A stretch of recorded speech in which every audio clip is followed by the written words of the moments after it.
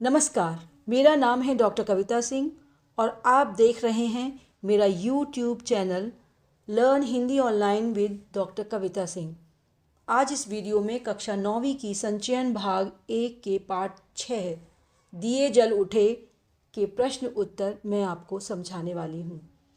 इस पाठ के लेखक हैं मधुकर उपाध्याय।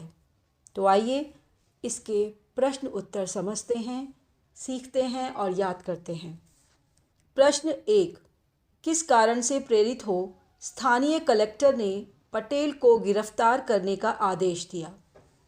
इसका उत्तर है सत्याग्रह पर 2 शब्द कहने पर स्थानीय कलेक्टर ने पटेल को गिरफ्तार करने का आदेश दिया, क्योंकि उसी समय वहाँ पर निषेधाज्ञा लागू की गई थी। निषेधाज्ञा का मतलब है कि अनुमति नहीं है। पटेल को गिरफ्तार करने का एक दूसरा कारण भी था और वह यह कारण था कि सरदार पटेल ने पिछले आंदोलन के समय उसी कलेक्टर शिलिडी को अहमदाबाद से भगा दिया था, जिसके कारण वह अपमानित महसूस कर रहा था। तो इन 2 बातों से प्रेरित हो स्थानीय कलेक्टर ने पटेल को गिरफ्तार करने का आदेश दिया था। पहला, उन्होंने सत्याग्रह पर 2 शब्द बोले थे और उसी समय उसी कलेक्टर ने निषेधाज्ञा लगा दी थी। दूसरा कारण यह था कि उन्होंने अहमदाबाद में इसी कलेक्टर को भगा दिया था, आंदोलन के दौरान भगा दिया था। तो आप इस तरह से इसका उत्तर लिख सकते हैं। प्रश्न 2, जज को पटेल की सज़ा के लिए 8 लाइन के फैसले को लिखने में 1.5 घंटा क्यों लगा? स्पष्ट करें। इसका उत्तर है जज को पटेल की सज़ा के लिए 8 लाइन के फैसले में 1.5 घंटा इसलिए लगा क्योंकि जज को समझ ही नहीं आ रहा था कि पटेल को किस धारा के तहत कितनी सज़ा दी जानी चाहिए। पटेल ने कोई अपराध नहीं किया था क्योंकि निषेधाज्ञा उसी समय लागू की गई थी, पहले से नहीं थी। भाषण के दौरान ही निषेधाज्ञा लागू की गई थी। फिर भी पटेल ने अपना अपराध स्वीकार कर लिया था, इसीलिए जज को 8 लाइन के फैसले को लिखने में 1.5 घंटा लगा। तो इस तरह से आप इस प्रश्न का उत्तर लिख सकते हैं। प्रश्न 3, मैं चलता हूँ, अब आपकी बारी है। यहाँ पटेल के कथन का आशय उद्धत पाठ के संदर्भ में स्पष्ट कीजिए। इस पंक्ति का अर्थ है, इस प्रश्न का अर्थ है कि मैं चलता हूँ, अब आपकी बारी है। ये शब्द, ये पंक्ति पटेल ने पाठ में क्यों और किस वजह से कही थी? तो आपको यह बात बतानी है, स्पष्ट करनी है। उत्तर, सरदार पटेल को 3 महीने की सज़ा हुई थी। इसके लिए उन्हें बोरसद से साबरमती जेल ले जाया जा रहा था। रास्ते में आश्रम पड़ता था। पटेल के आग्रह पर गाड़ी रोक दी गई। पटेल ने सड़क पर ही आश्रम वासियों तथा गांधी जी से बातचीत की। उन्होंने कहा कि वे तो अब जेल जा रहे हैं, अब स्वाधीनता की लड़ाई की जिम्मेदारी गांधी जी और आश्रम वासियों की है।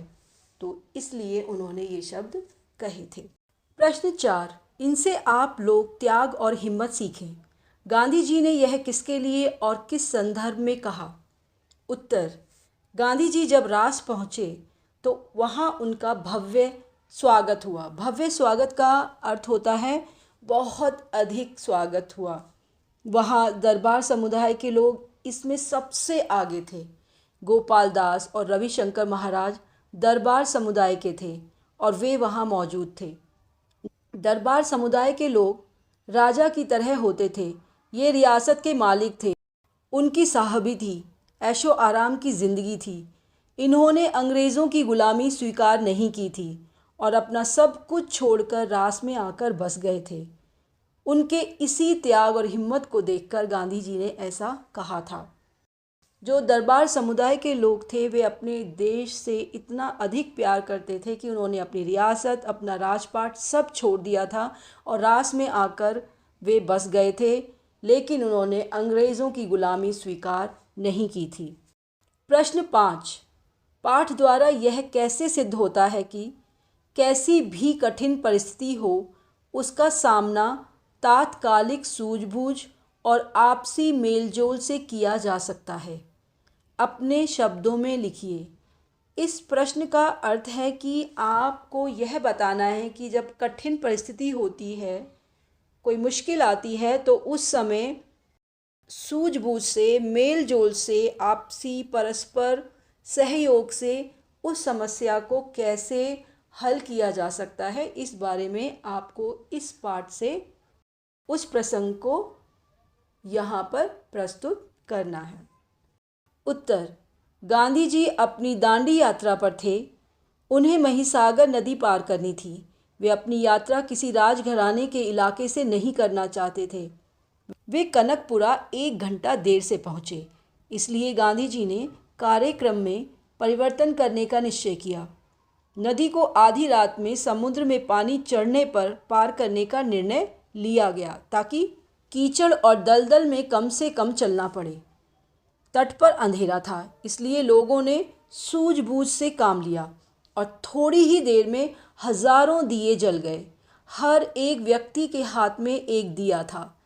इससे अंधेरा मिट गया।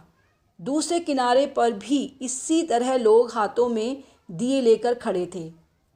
इस प्रकार कठिन परिस्थिति में सूझबूझ से काम लेते हुए उसका सामना किया गया।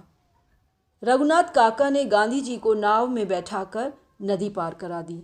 ये निर्णय परिस्थिति को देखकर लिए गए कि शाम को नदी पार नहीं करनी है, रात को नदी पार करेंगे, रात के 12 बजे के बाद, ताकि पानी आने से जो दलदल है उसकी समस्या दूर हो जाएगी, दलदल में नहीं चलना पड़ेगा।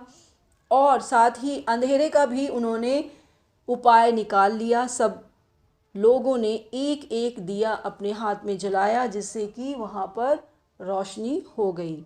सूझबूझ से काम लेते हुए उन्होंने अपनी कठिन परिस्थिति को आसान तरीके से बदल दिया। प्रश्न 6, महिसागर नदी के दोनों किनारे पर कैसा दृश्य उपस्थित था? अपने शब्दों में वर्णन कीजिए। इसका उत्तर है, महिसागर नदी के दोनों किनारों पर हजारों लोग अपने हाथों में जलते दिए लेकर खड़े थे, क्योंकि वे गांधी जी और उनके साथियों का इंतज़ार कर रहे थे। उस समय अंधेरा हो चुका था। चारों ओर महात्मा गांधी की जय, सरदार पटेल की जय, जवाहरलाल नेहरू की जय के नारे गूंज रहे थे। नारों की आवाज़ नदी के दूसरे तट से भी आ रही थी, क्योंकि वहाँ भी लोग खड़े हुए थे। ऐसा लग रहा था जैसे वह नदी का किनारा नहीं, बल्कि कोई पहाड़ की घाटी हो, जहाँ पर प्रतिध्वनि सुनाई देती है। इसका अर्थ क्या हुआ कि ऐसा वातावरण था कि वहाँ जब नारे लग रहे थे, वो नारे गूंज रहे थे। क्यों गूंज रहे थे? क्योंकि इस किनारे के लोग बोलते थे, फिर उस किनारे के लोग बोलते थे। तो ऐसा लग रहा था कि जैसे घाटी में, वैली में जब हम बोलते हैं तो आवाज़ लौट कर आती है, प्रतिध्वनि, एको जब लौट कर आती है तो आपको अपनी आवाज़ फिर से सुनाई देती है। प्रश्न 7, यह धर्म यात्रा है, चलकर पूरी करूँगा। गांधी जी के इस कथन द्वारा उनके किस चारित्रिक गुण का परिचय प्राप्त होता है? इसका उत्तर इस तरह से लिख सकते हैं हम। गांधी जी ने दांडी यात्रा को धर्म यात्रा का नाम दिया। यात्रा में कंकरीली और रेतीली सड़कें थीं, इसलिए लोगों ने गांधी जी को आधी यात्रा कार से करने का आग्रह किया। गांधी जी ने मना कर दिया और कहा, धर्म यात्रा में निकलने वाले किसी वाहन का प्रयोग नहीं करते। इसी प्रकार महिसागर नदी तट पर करीब 4 किलोमीटर दलदली ज़मीन पर भी गांधी जी को चलना पड़ा। वे पैदल ही चले। लोगों ने उन्हें कंधे पर उठाने की सलाह दी, पर गांधी जी ने कहा, यह धर्म यात्रा है, चलकर पूरी करूँगा। इस कथन से गांधी जी के साहस, देश प्रेम तथा सहनशीलता आदि जैसे गुणों का पता चलता है। वे किसी कष्ट से नहीं घबराते थे। उन्हें देश भक्ति का हर कार्य एक धर्म यात्रा के कार्य जैसा प्रतीत हो रहा था।